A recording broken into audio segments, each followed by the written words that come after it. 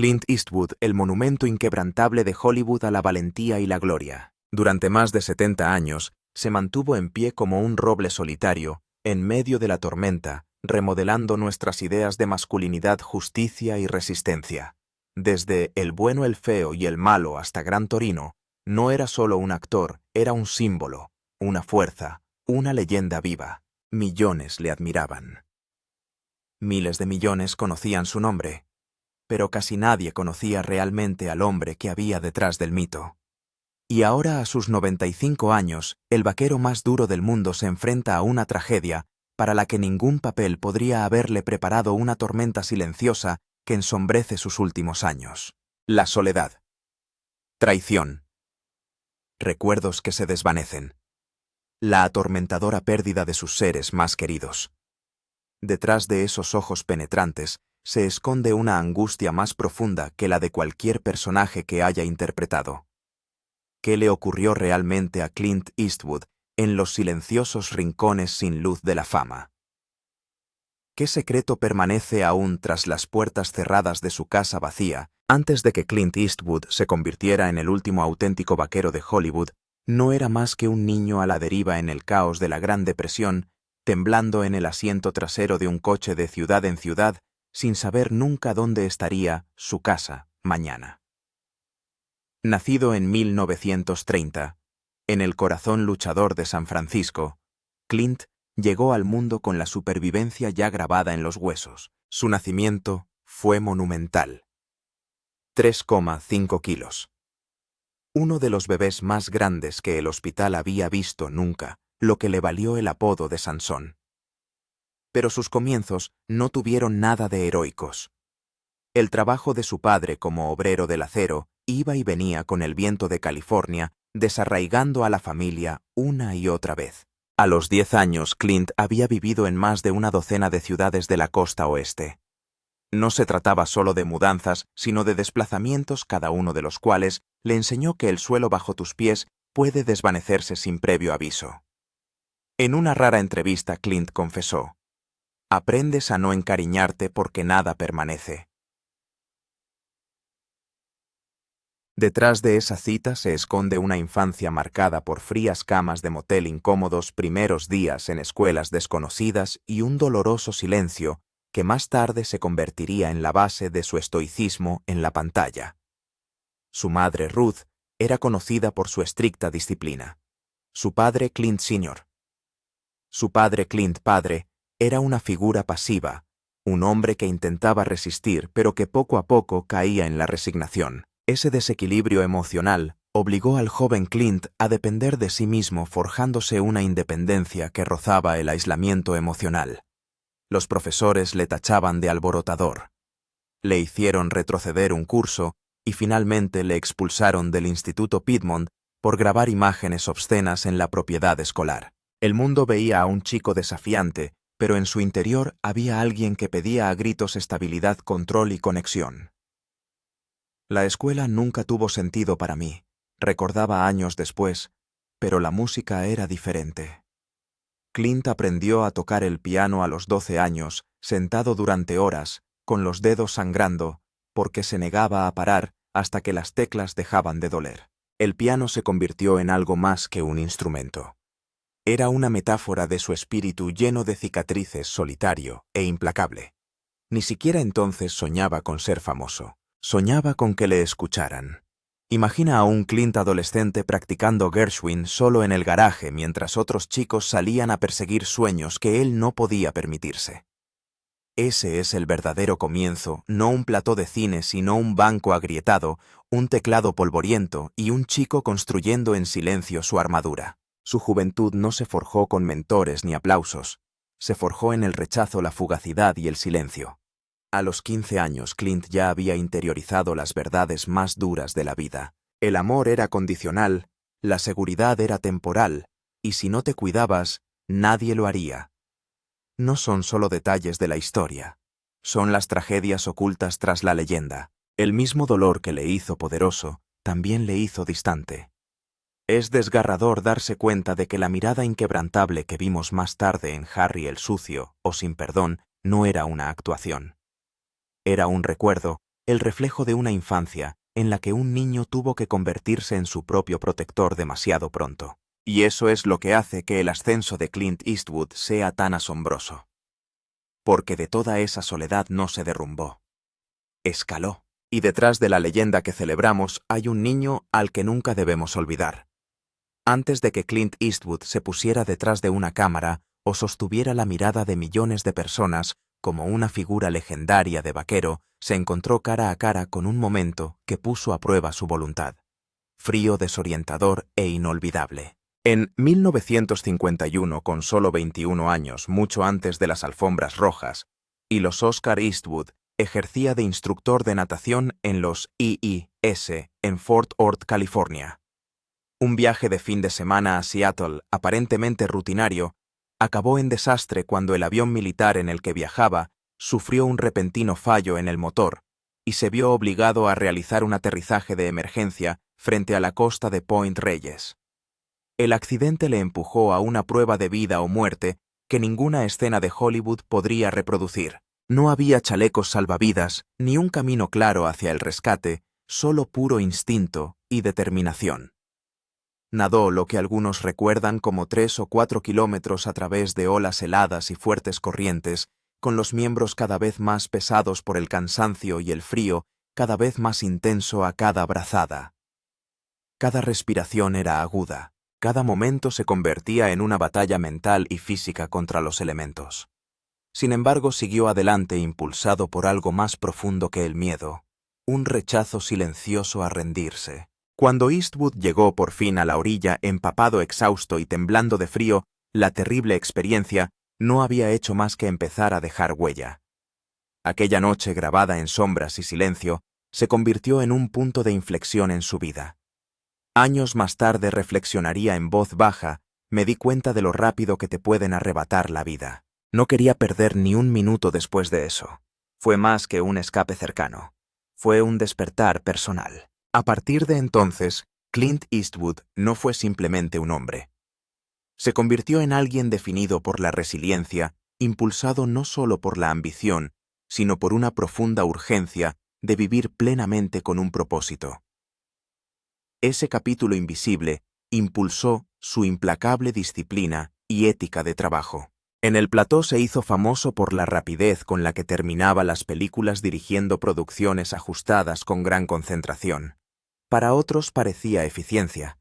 Para quienes le conocían era el eco silencioso de un momento que nunca pudo olvidar. Su amigo y colaborador Fritz Mannes dijo una vez: ese choque nunca le abandonó. Clint nunca dijo mucho.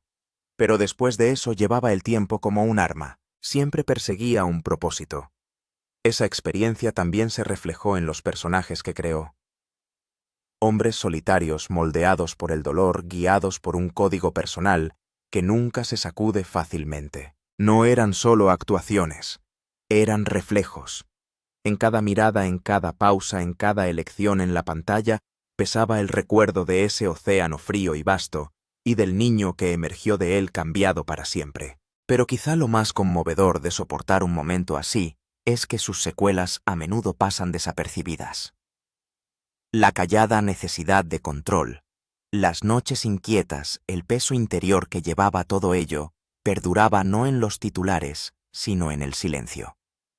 En raras entrevistas, Eastwood ofrecía enigmáticas reflexiones como: aprendes que el miedo es temporal, el arrepentimiento es para siempre. Y detrás de esa imagen robusta, había alguien que una vez se sintió impotente ante la naturaleza, que aprendió pronto lo frágil que puede ser la vida. Quizá por eso, incluso con 95 años, sigue contando historias no para perseguir aplausos, sino para dejar algo tras de sí. No intenta demostrar nada.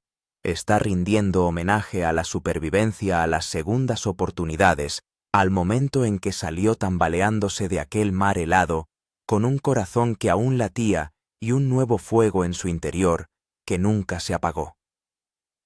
Antes de que Clint Eastwood se convirtiera en el hombre cuya mirada podía silenciar una sala y cuya presencia definía un género, no era más que otra cara sin nombre en una ciudad a la que no le importaba quién eras. A principios de la década de 1950 Hollywood era una máquina implacable. Y Clint, alto de voz suave y sin formación formal como actor, fue lanzado a sus engranajes sin armadura. Comenzó con papeles tan menores que su nombre ni siquiera aparecía en los créditos. Un director de casting le llamó demasiado rígido. Otro le tachó de demasiado callado. En un lugar que premiaba el encanto y las maniobras sociales, Clint Eastwood se mantuvo al margen, torpe, reservado y extrañamente desconectado. No era de los que sonríen en las audiciones, ni de los que siguen el juego de Hollywood. Y precisamente por eso fue ignorado una y otra vez. Pero lo que los estudios no vieron fue que detrás de ese silencio había algo raro, una persistencia que rozaba la obsesión. No estudió en escuelas de arte dramático, sino observando. Absorbió. Esperó. Aprendió a quedarse quieto mientras los demás intentaban brillar. Su primera oportunidad no llegó gracias a un papel de ensueño, sino a la resistencia. En 1959, tras años de rechazo, fue elegido para el papel de Rowdy Yates en Rawhide. Pero la presencia de Clint en la pantalla, su tranquila intensidad, su negativa a sobreactuar, empezaron a eclipsar incluso al protagonista de la serie. No hablaba mucho, pero no tenía que hacerlo. Los espectadores se sentían atraídos por el misterio de su silencio. No estaba pulido, pero era real. Fue la primera vez que el mundo se asomó y le prestó atención.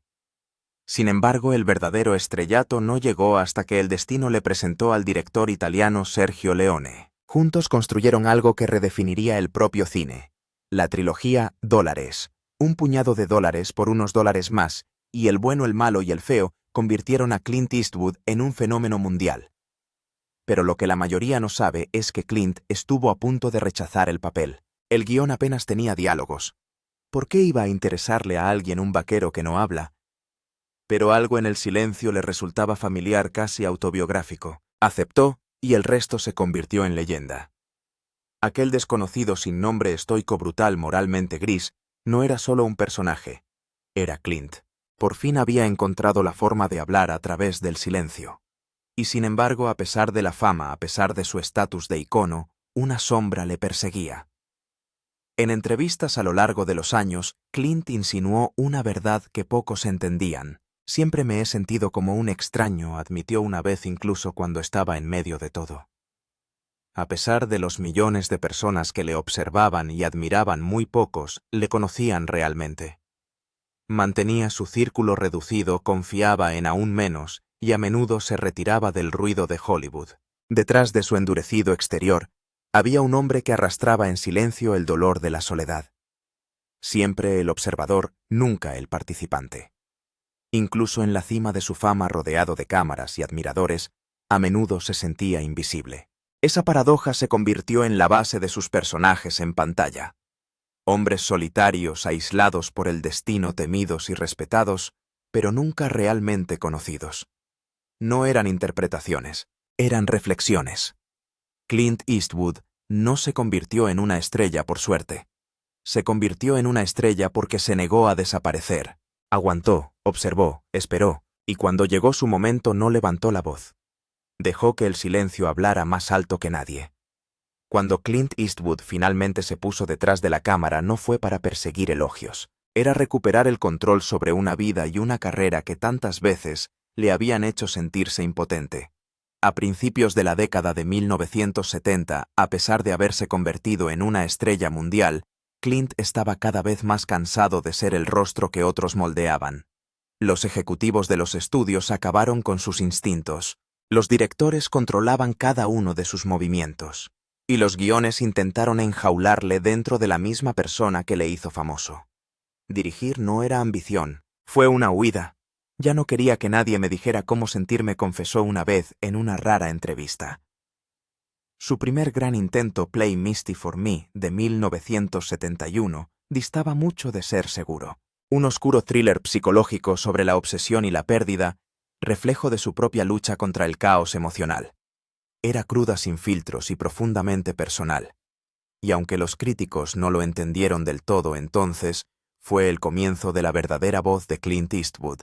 Esa voz alcanzó su estruendosa cima con Sin Perdón, en 1992, un inquietante western que se despojaba de la gloria y solo dejaba pesar violencia y hombres rotos.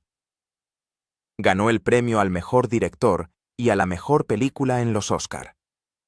Pero esas estatuillas doradas no fueron la victoria. La victoria se escuchaba por fin sin filtros. Luego llegó Million Dollar Baby. 2004, un tranquilo huracán de dolor y lealtad. En el papel del envejecido entrenador de boxeo Frankie Don Clint, volcó cada gramo de su propia culpa y de su ternura guardada. No se limitó a interpretar al personaje, sino que ejerció décadas de dolor enterrado. Cuando susurra, "No tengo nada", en el acto final de la película, más que una frase es el discurso de toda una vida. Le siguió Gran Torino, 2008, que ofreció al público un último vistazo al arquetipo de Eastwood endurecido, canoso, lleno de furia silenciosa. Pero esta vez la redención se coló como una frágil luz a través de una puerta agrietada. En cada una de sus películas, Eastwood creó personajes que sangraban en silencio, llevaban a cuestas la piel de la culpa y se mantenían firmes no porque fueran fuertes, sino porque no tenían otra opción. No eran héroes de ficción, eran fragmentos de sí mismo. Detrás del objetivo, Clint no solo contaba historias, sino que confesaba. Eligió guiones llenos de hombres con cicatrices porque conocía su lenguaje. Podía ver a través de la sonrisa de un hombre que fingía no herir. «No me gustan los finales ordenados», dijo una vez, «porque la vida no es ordenada». Esa filosofía tiñó cada fotograma que dirigió sin pulir comedido y dolorosamente real. A pesar de su brillantez detrás de la cámara, el proceso era solitario. Clint trabajaba a menudo casi en silencio, dando instrucciones con asentimientos o palabras sueltas. Los miembros de la tripulación lo describían como distante, a veces ilegible, pero los que mejor lo conocían lo entendían. Era un hombre que hablaba a través de imágenes porque las palabras reales le habían fallado demasiadas veces. Incluso sus colaboradores más cercanos, productores, actores, editores, admitían a menudo que no le conocían de verdad. Mantenía encerrados sus demonios, dejándolos escapar solo a través de las historias que contaba. Y aún así, siguió adelante. En sus 80 y 90 años, cuando otros hacía tiempo que se habían retirado, Clint siguió dirigiendo no por la fama, sino quizá para mantenerse un paso por delante del silencio. Sus proyectos más recientes, como The Mule y Cry Macho, muestran a un hombre que lidia abiertamente con la edad, el arrepentimiento y los fantasmas que nunca se van. Porque al final, la cámara se convirtió en su espejo, reflejando el dolor, la perseverancia y la esperanza imposible de un hombre que nunca dejó de intentar dar sentido a sus propias cicatrices. Para ser un hombre admirado por millones de personas, la verdad más atormentadora de Clint Eastwood era esta: nunca pudo retener a los que amaba. En 1953, a la edad de 23 años, Eastwood se casó con Maggie Johnson, una mujer bella e inteligente que creyó en él cuando Hollywood no lo hizo. Se conocieron en una cita a ciegas cuando él aún era un don nadie en apuros, con trabajos esporádicos y audiciones para papeles que apenas tenían nombre. Para Maggie era amor. Para Clint fue un salvavidas. Una vez dijo en voz baja: «Ella era firme cuando yo no lo era». En una época en la que Eastwood no sabía lo que le deparaba el futuro, Maggie le dio algo poco común: fe. Estuvo a su lado durante los años de vacas flacas, a través del rechazo, la duda y el lento ascenso hacia el reconocimiento. Pero el éxito es una tormenta extraña. Cuando Rawhide llegó a las ondas y Clint se hizo un nombre familiar, la fama no los acercó, sino que los separó. Detrás de las cámaras, su vida se convirtió en una rutina de largos rodajes, largas ausencias y silencios cada vez más largos. Maggie esperó leal, criando a sus dos hijos: Kyle, nacido en 1968, que llegaría a ser músico de jazz, y Allison, nacida en 1972, que seguiría a su padre en la interpretación y la dirección. Los crió casi siempre sola en un hogar que poco a poco se fue volviendo más silencioso, no por la paz, sino por la ausencia. Mientras tanto, Clint se adentraba en el mundo de los platós nocturnos y las llamadas telefónicas secretas. Siguieron las relaciones extramatrimoniales no una vez, sino una y otra vez. El hombre que una vez dijo: «No quiero estar atado», Se encontró emocionalmente desvinculado a la deriva en un mar de admiración pero carente de una conexión genuina. Ser conocido, confesó una vez, no significa ser comprendido. Maggie lo intentó. Perdonó, soportó los titulares, los susurros, los embarazos repentinos que no eran suyos. Con el paso de los años aparecieron más niños hijos de otras mujeres en otros hogares con otros nombres. Al menos 6 más estarían vinculados a Clint Kimber Scott, Catherine Francesca Morgan y Lori. Algunos reconocidos, otros ocultos, uno incluso dado en adopción. Durante un tiempo Maggie resistió por Kyle, por Allison, por el hombre que una vez conoció. Pero a finales de los 70 estaba claro que el Clint con el que se casó se había ido. La distancia entre ellos se había hecho permanente, labrada por la traición y años de abandono emocional. Se separaron en silencio, como si incluso el final de su historia mereciera discreción. Cuando se divorciaron en 1984 tras 3 décadas de matrimonio, no fue por escándalo sino por pena. Sin gritos ni escenas, solo una mujer que había amado demasiado y un hombre que no podía amar lo suficiente. El acuerdo fue cuantioso, entre 25 y 30 millones de dólares, una suma asombrosa en aquella época. Pero ninguna cantidad de dinero podría reparar los fragmentos de confianza, los momentos perdidos o el creciente abismo de arrepentimiento. En privado, Clint rara vez hablaba de su matrimonio. Pero en su trabajo el dolor se desbordaba. Sus personajes se volvieron más solitarios, más agobiados, más rotos. Películas como Cuerda floja y Sin perdón no eran solo interpretaciones, eran confesiones. Bajo el estoicismo había un hombre que lloraba en silencio lo que había perdido, no por accidente sino por elección. En un raro momento de honestidad, años más tarde admitió: siempre avanzaba, pero a veces me pregunto qué he dejado atrás. En Maggie no solo perdió a una esposa, perdió la última versión de sí mismo, que creía que el amor podía ser sencillo o seguro. Y después de eso, para Clint Eastwood, el amor nunca sería ni lo uno ni lo otro. Pero si Maggie Johnson fue la mujer que apoyó a Clint Eastwood en su escalada, Sandra Locke fue la mujer que se reunió con él en la cima y le vio caer. No era una amante más. Sandra Locke fue el fuego que Clint Eastwood no pudo domar y la herida que nunca cicatrizó. Cuando se conocieron en 1972 en el rodaje de la proscrita Josie Wales, no fue solo química, fue una colisión de almas intensa e irreversible. Por aquel entonces Clint seguía casado con Maggie, criando a sus 2 hijos Kyle y Allison, al tiempo que lidiaba con las responsabilidades ocultas de al menos otros 3 hijos, Kimber Scott y Catherine, fruto de romances anteriores. Sandra también estaba en un matrimonio platónico, pero eso no les detuvo. Durante los 14 años siguientes fueron inseparables dentro y fuera de la pantalla, compañeros de pasión y dolor. Para el mundo exterior parecían el dúo de oro del romance hollywoodiense. Pero detrás de las cámaras la historia de amor se convirtió en algo más oscuro, más volátil, más trágico. Sandra dijo una vez: él fue el amor de mi vida, pero también el capítulo más doloroso de ella. Lo que empezó siendo eléctrico pronto se convirtió en posesivo. Al parecer, Clint controlaba muchos aspectos de su vida, desde los papeles que podía desempeñar hasta las decisiones que tomaba a puerta cerrada. Su relación, antes emocionante, se volvió asfixiante, y cuando se sometió a 2 abortos, al parecer por insistencia de Clint, quedó grabado un nivel de angustia del que nunca se recuperaría. Anhelaba tener hijos, estabilidad, un futuro. En cambio, obtuvo silencio, distancia y traición. A finales de los 80, todo se vino abajo. Clint había trasladado en secreto a otra mujer, la actriz Frances Fisher, con la que más tarde tendría a su hija Francesca, a la casa que antes compartía con Sandra. Cuando se enteró, la destrozó. Recogió los restos emocionales y los llevó a los tribunales, presentando una demanda contra él, no solo por pensión alimenticia, sino también por fraude y sabotaje de su carrera. Afirmó que él utilizó su influencia para impedirle trabajar, borrándola de la industria en la que una vez brilló.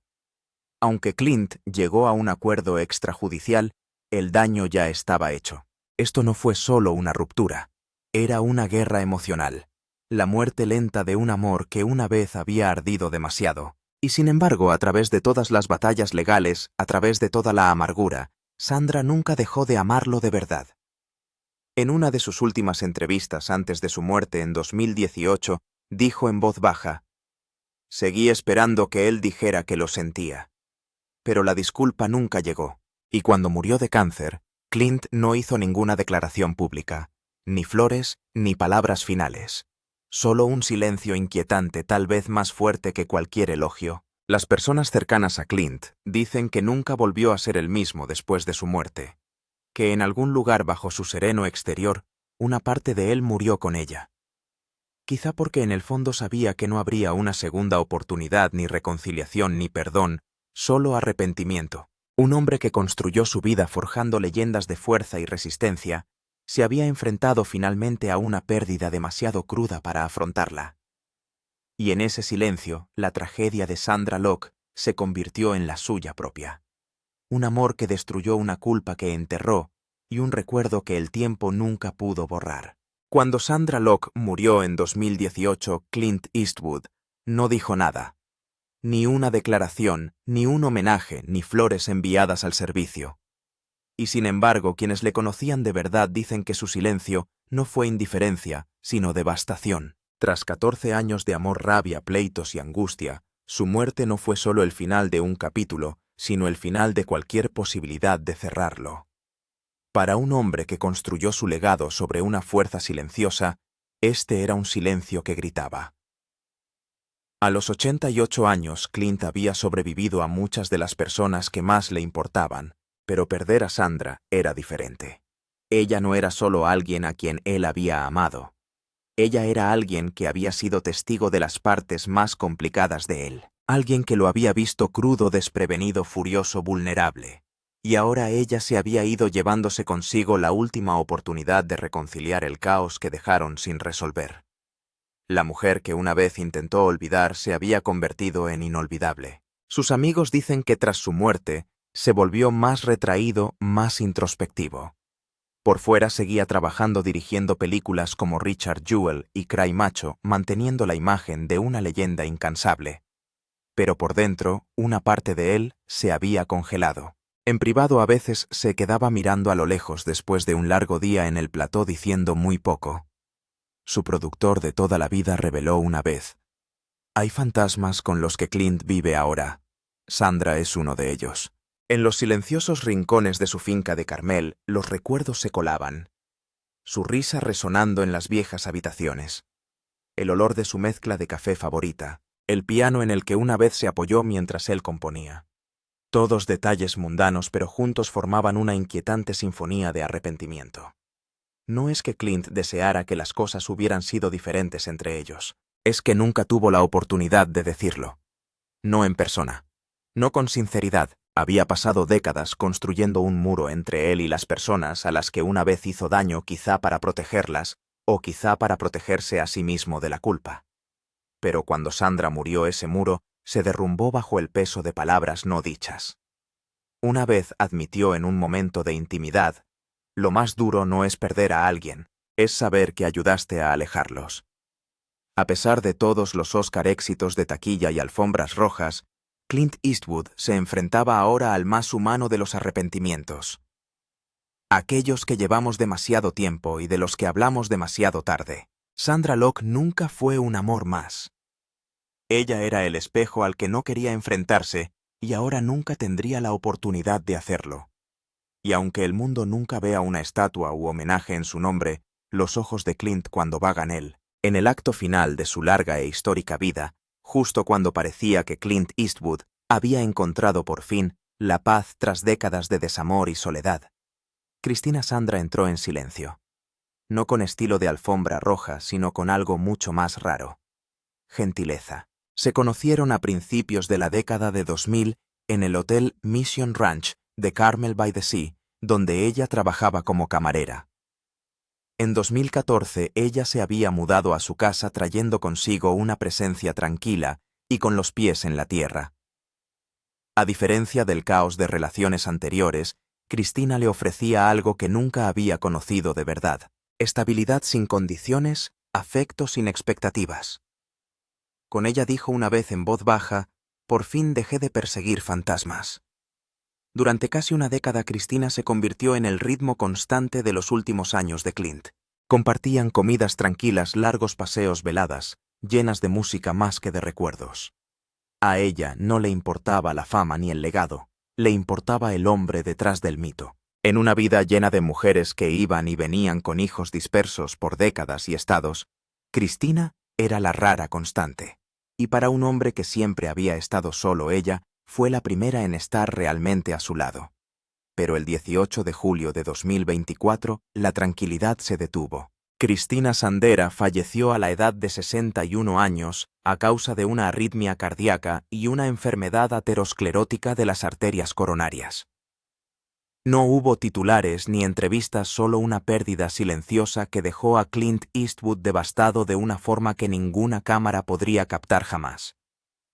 No habló públicamente salvo una sola línea a través de un portavoz de la familia.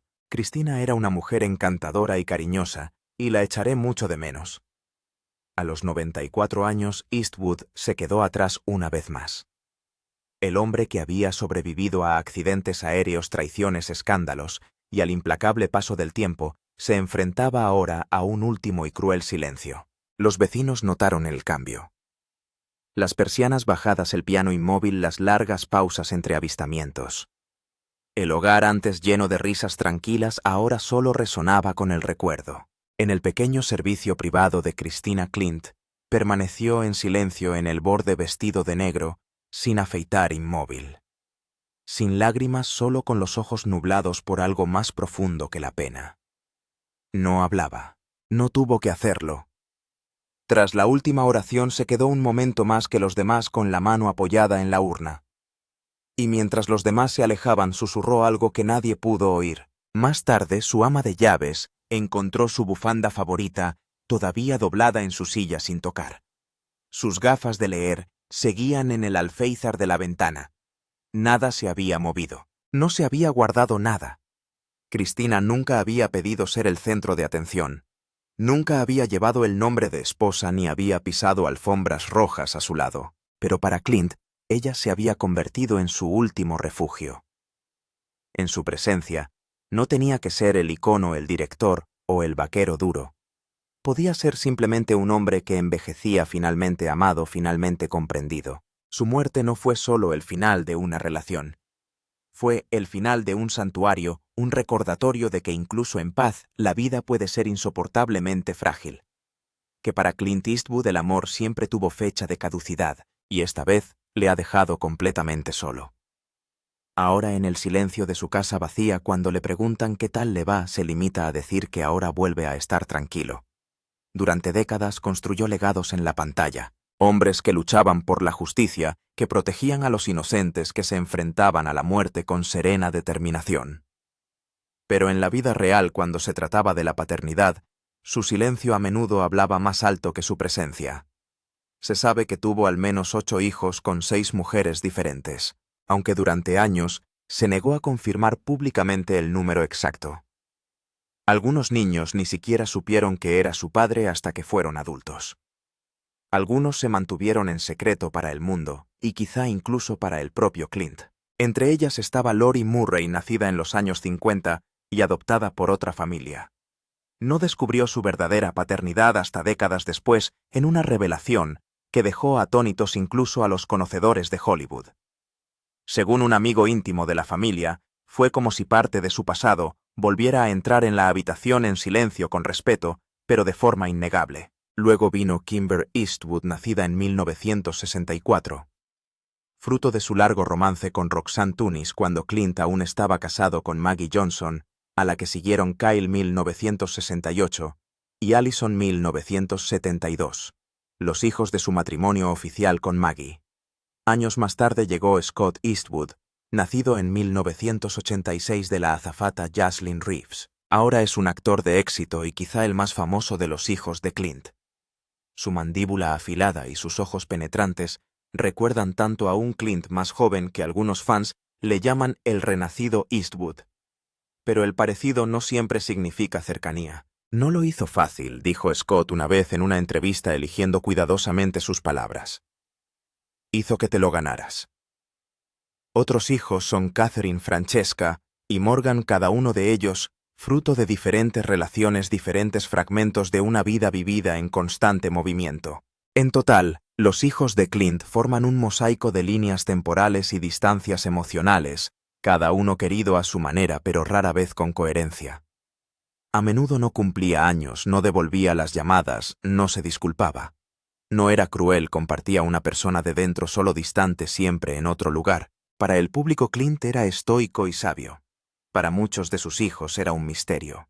Rara vez hablaba de ellos en las entrevistas. Y cuando lo hacía a menudo, era vaga, cuidadosamente medida. El hombre que hizo carrera interpretando a padres en la pantalla, hombres que daban lecciones, que luchaban por sus hijos, luchaba por mostrar esa ternura en la vida real. Tal vez no sabía cómo, o tal vez debajo de toda la armadura lo temía. A sus 90 y tantos años, Clint se deja ver de vez en cuando, en tranquilas reuniones familiares, a menudo sentado un poco apartado, observando más que participando. Aparecen fotos de vez en cuando él y Scott en un estreno, él y Allison en una recaudación de fondos. Pero hay una quietud en su postura, una mirada en sus ojos, que sugiere que no está del todo presente, como si aún tratara de recuperar los años perdidos. Y los niños, aunque crecidos, aunque exitosos, llevan sus propias sombras. Algunos están cerca de él, otros aún distantes. Ninguno de ellos habla con amargura. Pero en las entrevistas, las palabras que eligen, complicadas, privadas, independientes, cuentan una silenciosa historia de ausencia. Clint dijo una vez: «Era una broma, pero quizá en cierto modo era una confesión». Dio al mundo personajes inolvidables. Pero para la gente que compartió su nombre, lo que ocultó habla más alto que lo que dio. Sin grandes disculpas ni reconciliaciones, solo gestos silenciosos. Una invitación por aquí, una breve llamada por allá, un gesto de reconocimiento entre la multitud. Al final, para Clint Eastwood, la paternidad no fue un papel que desempeñó. Fue una herida que nunca supo cómo curar. Clint Eastwood tiene ahora 95 años y sigue pasando sus días en la tranquilidad costera de Carmel by the Sea, principalmente en el Mission Ranch, una querida finca que restauró y abrió a sus huéspedes a mediados de la década de 1980. Cerca de allí, su Tehama Golf Club, que se extiende por una prístina superficie, es algo más que una propiedad inmobiliaria. Es su testamento a la calma, una promesa de preservar la naturaleza virgen y un refugio contra el ruido de la celebridad. Y sin embargo, a pesar de todo el silencio del que se ha rodeado Clint Eastwood en estos años crepusculares, el pasado sigue resonando suave pero implacablemente. Cada rincón de Mission Ranch guarda un recuerdo, y no todos son amables. Pasa por delante del piano que tocaba Christina, ahora intacto.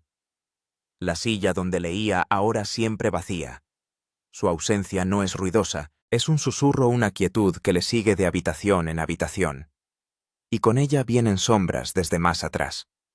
El silencioso adiós de Maggie. La amargura de Sandra, que nunca encontró la paz. Niños que solo conoce a través de titulares o fotos de vacaciones. No son solo fantasmas de personas, son fantasmas de elecciones, arrepentimientos, oportunidades perdidas. A sus 95 años no huye de ellos. Pero tampoco habla de ellos. Los que le visitan dicen que estos días mira fijamente al océano como si observara algo o a alguien, que dejó ir demasiado lejos para volver a llamar. «El tiempo no cura», murmuró una vez en voz baja. Simplemente se endurece. No hay guión para un dolor tan lento. No hay retoma para momentos que deja escapar. Y así, incluso a la luz dorada de una tarde californiana, Clint Eastwood parece a menudo un hombre que sigue caminando entre tormentas que nunca acabaron de pasar. En estas tierras donde las ovejas deambulan bajo cielos dorados, Clint ha encontrado su último santuario. Sus rituales diarios siguen siendo disciplinados. Un suave partido de golf, entrenamiento de fuerza adaptado a su edad, paseos por los jardines de Mission Ranch y meditación 2 veces al día. Una práctica que comenzó a los 50 años.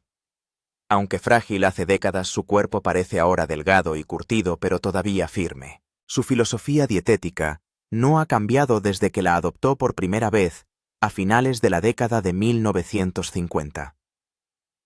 Comidas magras y verdes la mayor parte de la semana. Pescado o pollo ligeros. verduras abundantes, casi nada del azúcar, o la carne roja de la que fue testigo, lleva a su padre en 1970. Incluso con 95 años, bromea a menudo Clint, no hay razón para que un hombre no pueda mejorar con la edad. Profesionalmente no muestra signos de retirarse. Jurado 2 se estrenó en 2024 y fue ampliamente asumido como su canto del cisne. Sin embargo, en conversaciones privadas, Clint reafirmó que ya se encuentra en la fase de preproducción de una nueva película original. Su energía creativa sigue siendo evidente en las pocas entrevistas que concede. Trabajaré mientras siga aprendiendo o hasta que esté verdaderamente senil. Esta voluntad decidida, anclada en décadas de cine disciplinado, no surge de la vanidad sino de la resistencia. A pesar de su legado, Clint vive solo. Su pareja de toda la vida, Cristina Sandra, falleció en julio de 2024, sin dejar homenajes públicos, solo el silencio de su vida en común. Sus hijos, Kyle Allison, Scott, Francesca Morgan, así como otros conocidos y reconocidos en silencio, permanecen dispersos tanto emocional como geográficamente. De vez en cuando se une a las reuniones familiares. Surgen fotos suyas en la boda de su hija Morgan en Mission Ranch o sutilmente al lado de Scott en un estreno en Hollywood. Pero los observadores notan una distancia presente en el encuadre, pero no del todo. Quienes le conocen describen una cordialidad discreta con sus hijos adultos, pero no una cercanía. Algunos han formado sus propias familias, otros solo mantienen débiles patrones de reconocimiento. En cuanto a su salud, los informes confirman fatiga ocasional y movilidad reducida, pero no se ha revelado ninguna enfermedad grave. Evita viajar salvo en coche privado y prefiere quedarse en el rancho Mission, a veces cuidando los jardines o sentado junto al piano que antaño provocaba las risas de Cristina. Permanece alerta, pero el fuego de sus años mozos da paso a la quietud. No ha anunciado ningún plan formal de sucesión, aunque su legado inmobiliario lo dice todo. La posada Mission Ranch, el club de golf Tejama, una mansión de estilo español en Bel Air, el rancho Rising River en el norte de California, Sun Valley, y propiedades en la playa de Maui. Estas propiedades reflejan su credo, no la opulencia sino la conservación. Cada lugar es un recuerdo, un poema en ladrillos y campos, un accesorio destinado a durar más que él. En las entrevistas ha hablado poco de la herencia. Su prioridad, dio a entender, es el valor perdurable de estos lugares, no su distribución. La cara exterior de Clint muestra hoy que el tiempo no ha tenido piedad. Piel curtida, pelo canoso y ralo, ojos a menudo nublados pero agudos y con dignidad. Ya no busca la atención del público. En cambio, ve el mundo en segmentos apagados. Si sus admiradores le ven a pie, o en un pequeño acto le dedican una breve inclinación de cabeza o una leve sonrisa, la leyenda se mueve ahora con economía, pero en su interior permanecen los ecos tácitos. Los hijos con los que se distanció, las mujeres que le amaron, y acabaron desapareciendo el silencio en torno a la muerte de Cristina. Estos recuerdos son una espera silenciosa. En privado reflexionó una vez: lo más duro no es perder a alguien, es saber que ayudaste a alejarlos. Esa confesión interior resuena ahora en los largos ciclos de su soledad. Cada tarde se le puede encontrar en el porche de Mission Ranch, guión en mano o una raqueta de tenis descansando a su lado. Puede que vuelva a dirigir o puede que no, pero sigue ensayando en silencio.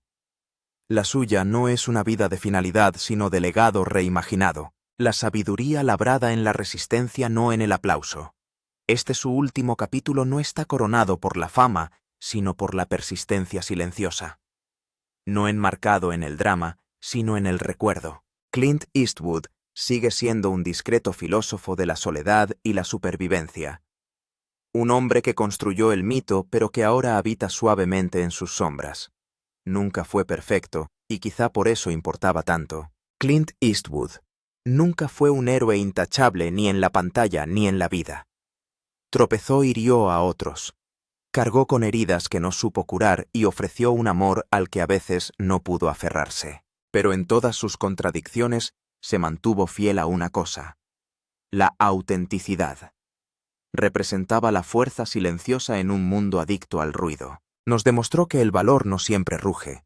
A veces solo resiste. Que un hombre puede estar roto y seguir siendo fuerte, puede estar solo y seguir erguido. Durante décadas sus películas dieron voz a los olvidados, dignidad a los imperfectos y belleza al silencio. Dio forma a algo más que el cine. Moldeó la forma en que las generaciones entendían la resistencia, el arrepentimiento y la redención. Y quizá ese sea el legado más honesto de todos. No los premios ni la taquilla, sino la verdad tácita que vivió. Incluso las leyendas son humanas. Si el viaje de Clint Eastwood le ha conmovido de alguna manera, a través de una película, un momento, o simplemente por su silencioso desafío al tiempo, comparta su opinión a continuación. Tu voz forma parte del homenaje a un hombre que se